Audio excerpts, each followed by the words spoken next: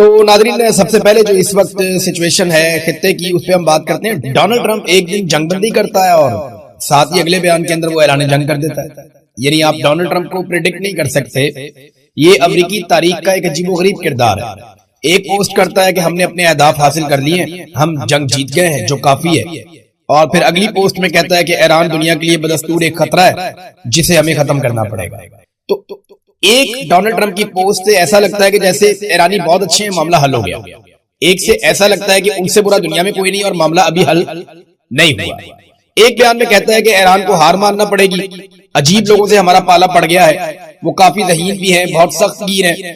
अगले बयान में डोनाल्ड ट्रंप साहब ये कहते हैं कि ईरान हमारी मिन्नतें कर रहा है मुआहदा करने के लिए और हम उनसे नहीं करना चाह रहे।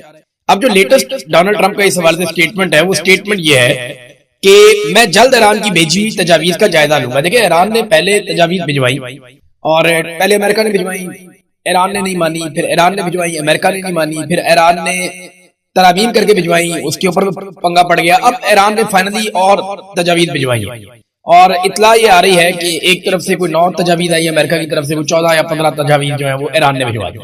ये अभी किसी को भी कंफर्म नहीं है, सब अपनी अपनी बातें कर रहे हैं। एक्चुअली जो मुज़ाकरात हैं वो पाकिस्तान करवा रहा है, अमेरिका और ईरान के बीच में चल रहे हैं, एक दूसरे को तजावीज भिजवा रहे हैं। जिस वक्त इनकी नीयत होगी ना दोनों मुल्कों की, ये बड़े आराम से मुज़ाकरात कामयाब हो जाएंगे। जब तक इनकी नीयत नहीं है ना, ये जो मर्जी कर ले, मुज़ाकरात कामयाब नहीं होंगे।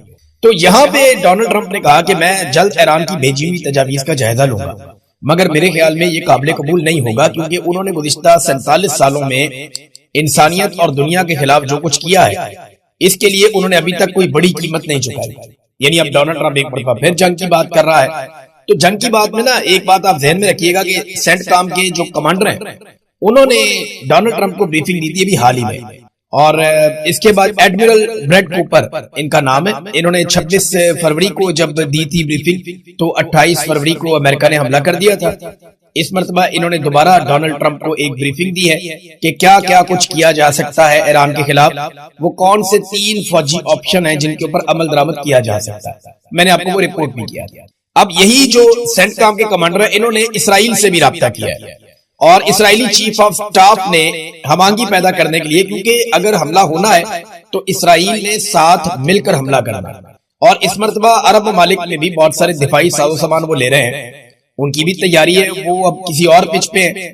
पिछली मरतबा हालात कुछ और थे, इस मरतबा हालात थोड़े से मुख्तलिफ हैं। इस मरतबा अरबों का नुकसान भी हो चुका है और ईरान के पास ये शवाहिद भी हैं कि अरब ममालिक की सरजमीन से ईरान पे बार बार अटैक किया गया है और ईरान की गवर्नमेंट से जुड़े लोगों ने बाकायदा निशानदेही कर दी है उन अहदाफ की जो अरब सरजमीन के ऊपर मौजूद हैं और जिनको वो कहते हैं कि हम निशाना बनाएंगे, चाहे वो सऊदी अरब में है, कतर में है, यूएई में है, बहरीन में है, उर्दन में है। उन्होंने बताया जी हम इन अहदाफ को निशाना बनाएंगे। सिर्फ वहां पे ओमान एक ऐसा मुल्क है जिसके साथ अभी तक ईरान का कोई फंडा नहीं है।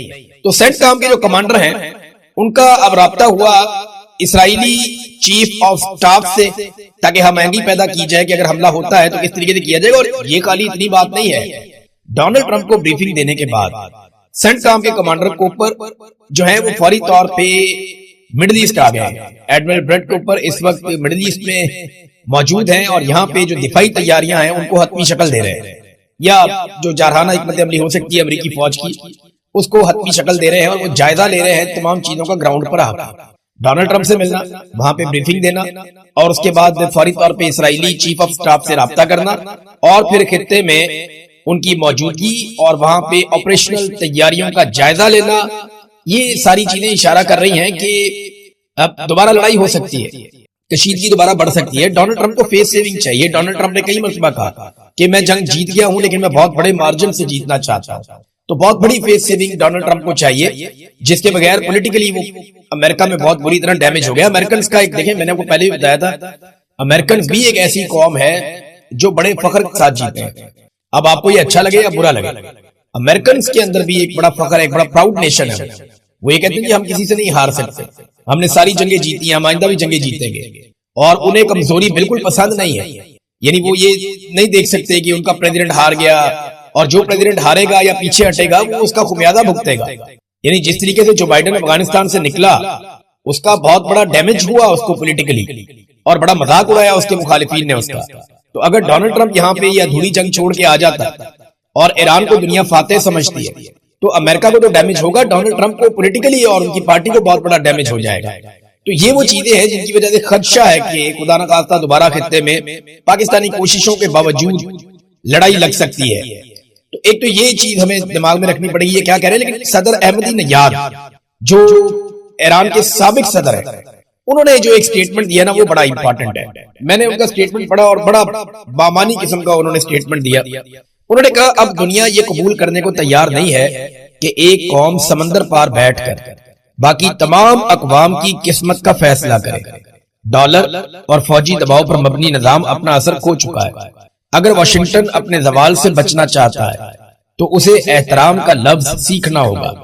हम कोई कानूनी नहीं है, हम हजारों साल पुरानी तहजीब है। ईरानी सरजमीन पर उनका किया गया हर हमला दुनिया के इस हिस्से में उनके असर रसूख के खात्मे को मजीद तेज करता है।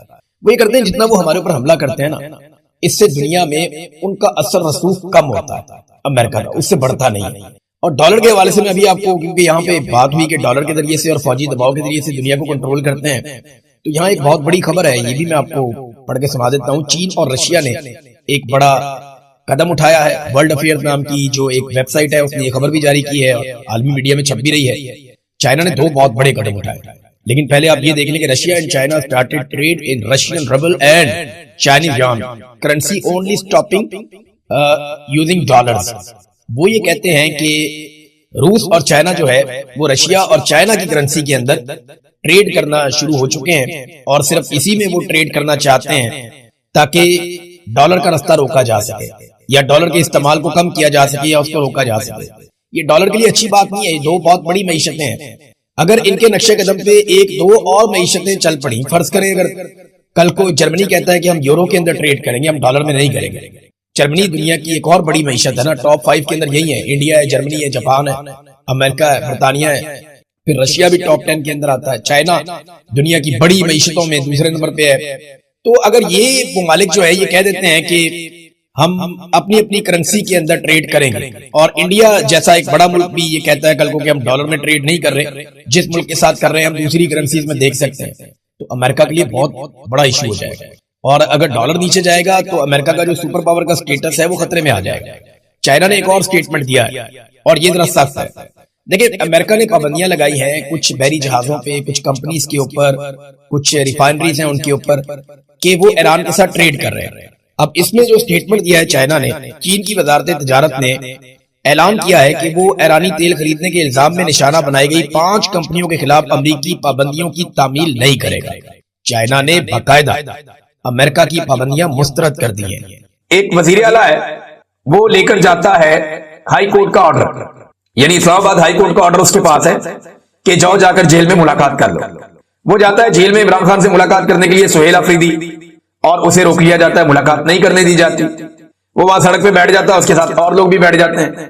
अब वहां पे 100-150 बंदा मौजूद है, वजीर आला सड़क पे बैठा हुआ है। ये 4.5 करोड़ लोगों का नुमाइंदा है और सड़क पे बैठा हुआ इसलिए कि भाई एस्टेब्लिशमेंट नहीं चाहती कि इसकी मुलाकात हो इमरान खान से, और अदालती ऑर्डर के तहत तो बिल्कुल नहीं। उसके बाद अदालती ऑर्डर है, अदालती अहकामात उसके पास मौजूद है और सुपरिटेंडेंट जेल जाके अदालत में क्या बताता है आज के दिन, वो जाकर जज को ये बताता है जनाब हमारे तक तो ये पहुंचते ही नहीं है, जो हमारे तक पहुंचते हैं हम उनकी मुलाकात करवा देते हैं। कैसी डिटाई और बेशर्मी है भाई। बाहर कौन खड़ा हुआ? पुलिस खड़ी हुई है। पुलिस किसी को जाने देगी तो कोई दरवाजे तक पहुंचेगा ना। जेल के दरवाजे तक 4-4 नाके लगाए होते हैं, किसी को भी जेल के दरवाजे तक पहुंचने नहीं दिया जाता। मुलाकातें सिर्फ इस बहाने होती हैं कि इमरान खान साहब का तोशाखाना 2 का केस चल रहा है, अगर वो ना चल रहा होता तो एक भी मुलाकात ना होती। 7 महीनों से इमरान खान साहब की कोई मुलाकात नहीं करवाई गई। इमरान खान साहब के बकौल गुज़िश्ता 9-10 महीनों में उनके बेटों से उनकी एक ही बात करवाई गई है, एक ही मरतबा, वो भी 3-3 मिनट की, और उसके अंदर भी वो कहते थे प्रॉब्लम्स थी। अब मामला ये है कि वजीर आला वहां पे आके बैठा हुआ है और वो ये कहता है कि मेरे लीडर से मुलाकात करवाओ, और लीडर से मुलाकात करवाई नहीं जा रही वजीर आला की। उसके बाद वो उठता और वापस चला जाता है, लेकिन उसने कुछ बातें कही हैं। देखें उसके बाद रास्ते कौन से रह गए। पहले तो वजीर आला को सुन लेना कि उसने क्या कहा। वो ये कहता है वजीर आला कि मेरी मुलाकात नहीं करवाई जाती तब तक मामला आगे नहीं बढ़ेगा। अगर अदालतें इसी तरह काम करती हैं तो फिर अवाम का अदलिया पर एतमाद कैसे बहाल रहेगा। जब तक इमरान खान से मुलाकात नहीं करवाई जाती मैं किसी मीटिंग में शिरकत नहीं करूंगा और ना ही काबीना तश्कील दूंगा। मैं धरना जारी रखूंगा और अगली बार सबको पता चलेगा कि असल धरना किसे कहते हैं। अगर अदालतें अवाम की आवाज नहीं सुन रही तो अब फैसला अवाम ही करेगी। लेकिन दो रास्ते हैं अब सुहेल अफरीदी के पास इमरान खान से मुलाकात करने के लिए, क्योंकि एस्टेब्लिशमेंट ये चाहती है कि हमारे दरवाजे पे आओ, हम करवाते हैं मुलाकात। ये जज क्या बेचते हैं, जजों की क्या औकात है। जज अगर आपको फैसला लिखकर भी देंगे तो हम पुलिस के जरिए से आपकी मुलाकात रुकवा देंगे, और अगर पुलिस आपको रास्ता भी दे देगी तो हम जेल में आपकी मुलाकात होने नहीं देंगे।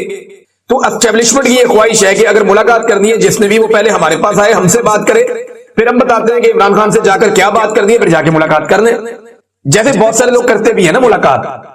लेकिन यहां पे अब दो रास्ते हैं सुहेल अफरीदी के पास। नंबर एक रास्ता तो डील वाला रास्ता है कि अच्छा बच्चा बन जाए और एस्टेब्लिशमेंट के सामने सरेंडर कर दे। अब यही काम करने की वजह से जो है वो गंडापुर साहब की कुर्सी चली गई, वो अच्छा बच्चा बन गए थे। लिहाजा सुहेल अफरीदी के लिए यह रास्ता अडॉप्ट करना थोड़ा मुश्किल है। दूसरा रास्ता यह है कि एहतजाज और अवामी ताकत का रास्ता, कि जनाब अब कोई रास्ता बाकी नहीं है, अदालतें ऑर्डर देती हैं, उनके ऊपर अमल दरामद नहीं होता, ना पुलिस ऑर्डर को मानती है, ना जेल का जो अमला है वो ऑर्डर को मानता है। एस्टेब्लिशमेंट वैसे ही उसे जूते के नोक के ऊपर रखती है अदालत के ऑर्डर को। लिहाजा छोड़ो अदालत के ऑर्डर को, अपना अवामी ताकत या पुरअमन एहतजाज के जरिए से कोई रास्ता निकालते हैं और प्रेशर बढ़ा के मुलाकात करते हैं।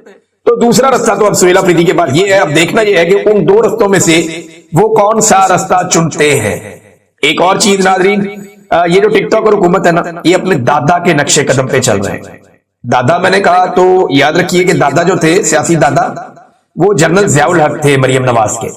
क्योंकि पीपल्स पार्टी भी ये कहती रही और बहुत सारे ये लोग कहते रहे, बल्कि मियां साहब खुद इसको बड़े फख्र समझते हैं कि इनके जो रूहानी वालिद हैं वो जनरल ज़ियाउल हक हैं, और जनरल ज़ियाउल हक ने ही इनको वो सियासत सिखाई है जो ये अब तक करते चले आए हैं। अब इंटरेस्टिंग बात यह है कि ज़ियाउल हक ने एक पाबंदी लगाई थी, और वो पाबंदी ये थी कि कैदी जो है वो सियासत नहीं कर सकते या सियासत पे गुफ्तगू नहीं कर सकते। यानी जितने कैदी है ना, चाहे वो थाने के अंदर बंद है, जेल के अंदर बंद है, वो सियासी गुफ्तगू नहीं कर सकेंगे, उन्हें इजाजत नहीं है कि वो सियासी बातचीत कर सके। ये ज़ियाउल हक ने एक पाबंदी लगाई हुई थी, क्योंकि ज़ियाउल हक अपने सियासी मुखालिफिन को डालता था जेल में, और उसने एक पाबंदी लगा दी कि जनाब जेल के अंदर जितने भी बंदे हैं वो सियासी गुफ्तगू नहीं कर सकते, ना लिख सकते हैं, ना बोल सकते हैं, ना कोई पैगाम दे सकते हैं। ये पाबंदी, सियासी बातचीत वो लोग नहीं कर सकते, ये पाबंदी ज़ियाउल हक ने लगाई थी। अच्छा, ये जो पाबंदी थी, ये इसकी शिक 265, ये 265 जो है इसके खिलाफ अदालत में चले गए थे पाकिस्तान तहरीक इंसाफ के लोग, और सरदार इजाद इसहाक खान साहब ने यह फैसला किया था कि पाबंदी नहीं रहेगी। उन्होंने इजाजत दी थी कि कैदी सियासी बातचीत कर सकता है। पाकिस्तान में डेमोक्रेसी है, एक जमहूरी मुल्क है। ये क्या होगा, कैदी किताबें लिखते हैं, पूरी दुनिया के अंदर कैदी सियासत करते हैं, जेल के अंदर से लोग बहुत सारा कुछ करते हैं, लेकिन ये क्या हो गया कि सियासी गुफ्तगू नहीं कर सकता कैदी। तो इजाद इसहाक खान साहब ने यह फैसला दिया था कि ये पाबंदी नहीं लग सकती। लेकिन पंजाब हुकूमत ने दरखास्त दायर की ज़ियाउल हक के नक्शे कदम पे चलते हुए, और उसकी रूह को ताजा रखने के लिए और ज़ियाउल हक की जो सफाकियत है उसको जिंदा करने के लिए इन्होंने जनाब दरखास्त दे दी, अपील में चले गए, और अब एक बेंच बना और उसने जनाब वो फैसला मुअत्तल कर दिया। ज़ियाउल हक पहला आदमी है जिसने सियासत के अंदर बड़ी मुस्बत चीजें लेकर आया, बड़ी डिसेंसी लेकर आया, बड़ा कमाल उसने ज़ियाउल हक ने काम किया। मैं चाहूंगा कि उसकी इन पॉलिसीज को जारी रखूं। ये नवाज शरीफ पहला आदमी ज़ियाउल हक को करार दिया, भुट्टो को भी नहीं, लियाकत अली खान को भी नहीं, फातिमा जिन्ना को भी नहीं, कायदे आजम को भी नहीं, लेकिन कैसे जूते पॉलिश करते थे कि मरे हुए डिक्टेटर के भी जूते पॉलिश कर रहे थे। ये जनाब नवाज शरीफ साहब थे, और आज उनकी बेटी ने साबित किया कि अपने रूहानी दादा जनाब ज़ियाउल हक साहब को वो फॉलो करेंगी और उसी रास्ते पर वो चलेंगी, और उस रास्ते पे चलते हुए उन्होंने साबित किया कि जैसा ज़ियाउल हक था वही सोच जो ज़ियाउल हक की सोच है, वही आज नवाज शरीफ की और मरियम नवाज की सोच आज भी जिंदा है, और ये उसी रास्ते पे चल रहे हैं। नाज़रीन, तारिक फजल चौधरी साहब जो हैं वो अपने उस मौक़िफ़ के ऊपर डट गए हैं, और उन्होंने कहा जी बिल्कुल करें। पाकिस्तान तहरीक इंसाफ दरख्वास्त दे, उन्हें संजीदगी पता चल जाएगी इस ऑफर की। हम इमरान खान को बनी गाला शिफ्ट करना चाहते हैं, तहरीक इंसाफ अगर इस सवाल से दरख्वास्त दे तो उनको पता चलेगा कि हम कितने संजीदा हैं। लेकिन दूसरी जानिब हामिद खान साहब ने इसका जवाब दिया है, और हामिद खान साहब ने जब उनसे सवाल किया गया, अहमद अहमद साहब ने सवाल किया कि क्या पीटीआई इमरान खान की बनी गाला मुंतकली की कोई दरख्वास्त देगी, उन्होंने कहा हरगिज नहीं, हमें किसी को कोई दरखास्त देने की जरूरत ही नहीं है, क्योंकि उनको जेल के अंदर गैर कानूनी कैद में रखा गया है। चाहे उनको बनी गाला ले भी जाए तब भी वो गैर कानूनी कैद में होंगे। तो एक आदमी गैर कानूनी कैद में है तो उसकी मुंतकली की हम दरखास्त क्यों दें। ये जनाब हामिद खान साहब ने इसके ऊपर अपना मौक़िफ़ दिया है। नाज़रीन, पाकिस्तान में एक रोला और पड़ गया, सब्जियों की कीमत बहुत ज्यादा बढ़ गई है और ये अनएक्सपेक्टेड बढ़ गई है, यानी बढ़ती है हर साल। जब कोई सब्जियों की जब एक टाइम आता है जब नई सब्जियां आनी होती हैं और आपका थोड़ा सा कभी कभी प्रॉब्लम हो जाता है, पॉलिसी के अंदर हो जाता है, और वैसे भी महंगाई बढ़ती रहती है।